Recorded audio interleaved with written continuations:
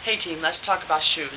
Your feet are the things hitting the ground every time you're working out, and not having the appropriate footwear can really lead to problems, not just immediately from turned ankles and sore feet and things like that, but long term if we don't have the correct footwear for the task at hand, it can lead to problems up through the ankles, the knees, the hips. Everything is connected. So what I want to do is talk to you about the two primary differences in the shoes that you can buy for activities. One is intended for forward and backward movement. We call this linear movement. This would be a walker or a runner. This is my running shoe.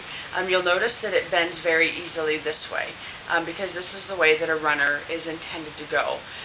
So anytime you're moving forward and backward, if you're going to be walking or running, this is the shoe that you want to use. If you take a look at the tread pattern, you see that they're largely just side to side because it's intended only for this. There aren't big breaks vertically. So what tends to happen if you wear this for cross-training or something where you're moving laterally, that's side to side, there's no give this way. So what happens is if you get a little bit unstable, instead of the shoe giving and compensating, it just turns over on itself.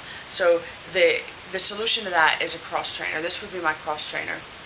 This shoe can go forward and back, but it doesn't provide the same amount of support that a running shoe would for that activity. But if you look at it from the front, when I talked about that give from side to side, you see that this shoe can really just twist up, and that keeps you from turning ankles and things like that. It gives you support laterally. If you look at the tread pattern on this one, you see that these things go all directions, and that's what really gives it the ability to move around. What I want you to think about when you go to look for shoes, number one is what's my activity, and am I going to be moving in a linear fashion, or am I going to be moving in a lateral fashion, or am I going to be moving in both? And the next thing I need you to do is put those shoes on and move around the shoe store.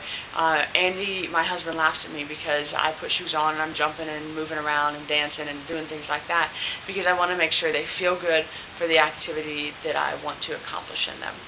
So pick shoes that are good for your feet, that are good for your activity, so that you can stay moving for a really, really long time.